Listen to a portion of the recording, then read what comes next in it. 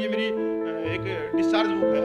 आप ये दिखाओ, ये मेरी डिस्चार्ज बुक है। इसके अंदर क्या लिखा है, अगर मैं रिटायरमेंट आने के बाद में भी कि मेरे को कौन सा जॉब मिलेगा, तो आप ये भी दिखाओ सिक्योरिटी गार्ड का हम कहाँ देंगे। तो 7 साल से तो खट्टर साहब हमारे जो पूर्व सैनिक उनको एसपीओ की ड्यूटी दे रखी है, उनको चौराहों पे खड़ा कर रखा है, तो उनको पक्का करके दिखा दे। आप ये देख लेना कि जितने केंद्र सरकार और राज्य सरकार के जॉब हों, उनमें सिर्फ एक्स सर्विसमैन को 5% जो मिलता है। 95% जो पूर्व सैनिक हैं वो कंपनियों को गेट पे 8-8 हजार रुपए की नौकरी कर रहे हैं। तो बोलते हैं ना कि सिक्कों की खनक से मुजरे होने लग जाते हैं, तो ये सिर्फ मुजरे हो रही है। केंद्र सरकार की अग्निवीर योजना को लेकर के पूरे देश में बवाल मचा हुआ है। कई जगह पर सरकारी संपत्ति का नुकसान भी हुआ है। युवा वर्ग खास करके सड़कों पर उतरा हुआ है और इस भर्ती का निरंतर विरोध कर रहा। कई जगह जाम भी लगाई जा रही हैं। लेकिन इस सैनिक वीर इसकी अग्निवीर भर्ती के कितने फ़ायदे हैं और कितने नुकसान हैं, इनको जानने के लिए आज हमारे बीच पूर्व सैनिकों की एक टीम बैठी, जिसको एक्स सर्विसमैन लीग जो है वो हरियाणा की कहा जाता है। सबका सैनिक संघर्ष समिति के पूर्व सैनिक जो है हमारे पास बैठे हुए हैं। इन्हीं से बातचीत करेंगे कि आखिर इस अग्निवीर सैनिक की क्या फायदे हैं और क्या नुकसान है। आप सभी का हरियाणा तक पे स्वागत है। आपको जैसा पता है कि केंद्र सरकार की अग्निवीर योजना शुरू हुई है और उसको लेकर के पूरे देश में बवाल मचा हुआ। सत्ता पक्ष जो है जहां इसके फायदे गिनवा रहा है, वही विपक्ष जो है इसके नुकसान भी गिनवा रहा है। तो आप इस अग्निवीर सैनिक भर्ती को किस रूप में देखते हैं? सबसे पहले तो सर मैं हरियाणा तक के जितने दर्शक हैं मैं उनको धन्यवाद करता हूं। और दूसरी बात सर, मैं पूर्व सैनिक कपिल फौजी, मैं ये कहना चाहता हूं अपने जो नौजवान हैं, युवा हैं और पूरे भारतवर्ष के, कि आप अगर अग्निपथ के जो डिसीजन सरकार ने लिया है इसको वापसी, इस कानून को वापसी करवा सकते हैं तो वो करवा सकते हैं। जो महात्मा गांधी का जो अहिंसा का आंदोलन है उसी के रास्ते पे चल के। अगर आप साहूकार बनोगे तो हारोगे और लास्ट में आप लोगों को जेल का मुंह देखना पड़ेगा। तो शांति बना के और अपने आंदोलन को लेके आगे सरकार तक अपनी बात पहुंचाओ, क्योंकि गिरद भी जो राजनीतिक दल के गिद्ध हैं या जो सोसाइटियों के जो संस्थाओं के जो फलाना धक्कड़ हैं, किसान आंदोलन से भी 36 प्रकार के नेता पैदा हुए हैं, उनसे भी बच के रहना है युवाओं को। और दूसरी बात सर, हम अग्निपथ के बारे में जो आप कहना चाहते हो कि अग्निपथ या क्या नुकसान है, क्या फ़ायदे, सर इसके नुकसान ही नुकसान है। सबसे पहले तो जो रेजिमेंट हैं, जो बटालियन है, उनका एक इतिहास है, क्योंकि उनकी जो संरचना है वो प्राकृतिक है, वफादारी है और नमक के ऊपर वो चलती हैं। अगर उसके अंदर आप अग्निपथ को लेके जाओगे 4-4 साल में, तो 4-4 साल में कोई भी सैनिक एक सैनिक नहीं बन सकता, क्योंकि उसके सैनिक को बनने के लिए पूरी जिंदगी भर वहाँ ट्रेनिंगें चलती हैं, अनुभव होता है, तब जाके वो एक सैनिक बनता है, तब वो अपनी टुकड़ी को लेके आगे चलता है। आपकी बात बिल्कुल ठीक है, लेकिन सरकार की तरफ से एक जो बात आई है वो ये बात आई है कि जो इसकी अग्निवीर सैनिक की जो भर्ती है उसकी नफरी भी हम 4 गुना ज़्यादा बढ़ा रहे हैं। और जब वहाँ से वो सैनिक रिटायर होकर के आएगा तो काफ़ी डिसिप्लिन जो है देखने को मिलेगा और एक मुश्त जो है, एक बड़ी राशि जो है वो अपने साथ भी लेकर के आएगा। यदि मान लो किसी भी सूरत में अगर जब वो कहीं जॉब उसको नहीं मिलता तो उससे भी अपना गुजारा कर सकता है। सर ये सरकार ने जो जवानों की पेंशन, पे पेंशन दिख रही है, ये उसको कम करने के लिए चल रही है। सबसे पहले मेरा तो ये सवाल है, जो जर्नल आए हुए हैं, जो ऑन ड्यूटी वाले हैं, जो सीधी धमकी दे रहे हैं कॉन्फ्रेंस करके कि हम एफिडेविट लेंगे, ये लेंगे, वो लेंगे, तो वो इतने बचाव में आ क्यों रहे हैं इस योजना के ऊपर?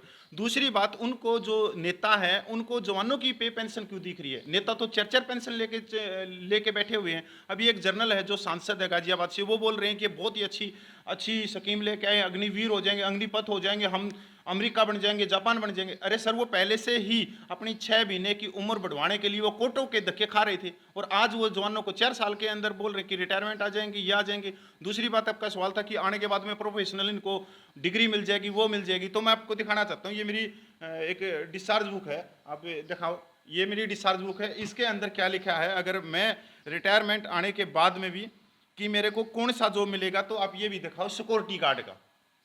ये सिक्योरिटी गार्ड का ये क्यों बनाए जा रहे हैं? ये जो अडानी ने पोर्ट खरीद लिए, एयरपोर्ट खरीद लिए, रेलवे खरीद लिए, इनके आगे ड्यूटी दें और प्रशिक्षित सैनिक दें। ये आप इसकी प्लानिंग और इसको समझने में बड़ा समय लगेगा कि ये कहाँ से चल रहा है, किस उद्योगपति के इशारे पे ये सब कुछ लिया जा रहा है। हम तो यही कह रहे हैं कि जो हमारे चारों तरफ ने, जो देश के चारों तरफ ने दुश्मन देश बैठे हैं, उनसे बचाव करना बहुत ज़रूरी है। और उस हिसाब से अग्निवीर के मैं तो कोई फ़ायदा मानता ही नहीं। और रहेगी 11 लाख रुपये, 11 लाख रुपये में से सर ये क्या करेगा एक जवान जो परमानेंट भर्ती है, अगर उसकी JNK में है तो 60 या 65 हज़ार रुपये उसको मिलते हैं वहाँ पे अलाउंस लगा के, और एक अग्निवीर को 30 हज़ार रुपये वहाँ दिए जाएंगे और हाथ में उसके 21 हज़ार 9 हज़ार रुपये उसके जमा हो जाएंगे।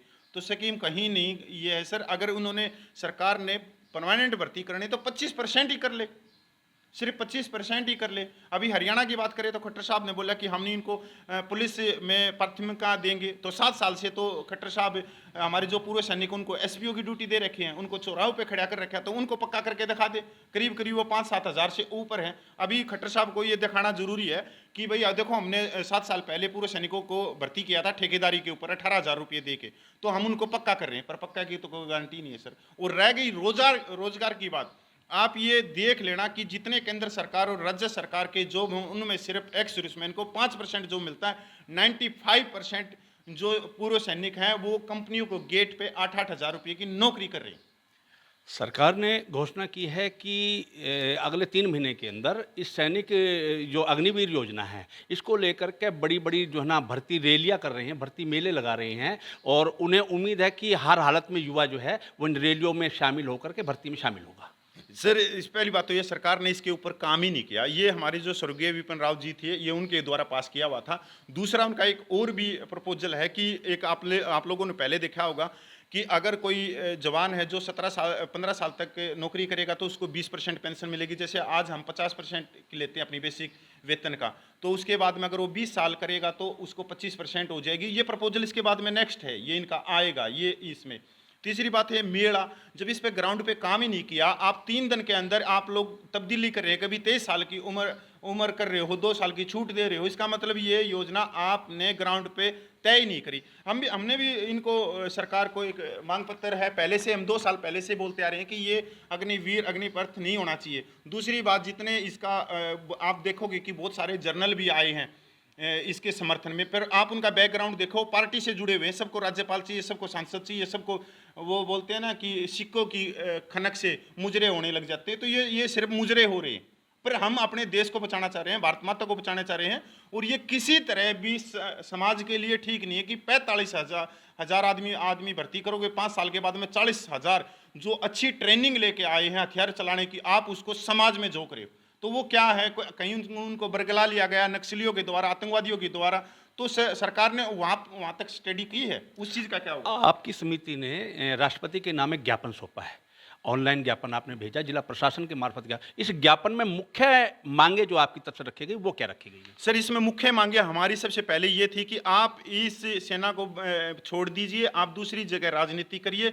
दूसरी बात हमारी ये थी कि अगर आप अग्निवीर भर्ती कर रहे हो तो आप पहले ये कानून संसद में लेके आए कि पूरे देश की जितनी स्टेट पुलिस है और अर्धसैनिक बल है उनके अंदर आगे से कोई भी भर्ती नहीं होगी। उनके अंदर सिर्फ वो भर्ती होंगे जो अग्निवीर से ट्रेनिंग करके घर आए हुए हैं, 75% उन्हीं को लिया जाएगा और उसके अलावा किसी को नहीं लिया जाएगा। और जो 4 साल की सर्विस आप बोल रहे हैं कि हम 4 साल उनको सर्विस करवाएंगे, तो हमारी एक मांग ये थी कि उनको 7 साल की सर्विस किया जाए कि वो इससे ईमानदार सैनिक बने और अर्धसैनिक बलों में वो देश सेवा कर सके, और पुलिस प्रशासन में भी वो जाए तो वहाँ भी वो भ्रष्टाचार और समाज की बातें करे और समाज को न्याय देने का काम करे। तो ये 4 साल के लिए नहीं, हमने यही बोला था कि भाई अर्धसैनिक बल और पुलिस विभाग में परमानेंट कोई भी भर्ती नहीं होगी, सिर्फ अग्निवीर होंगे।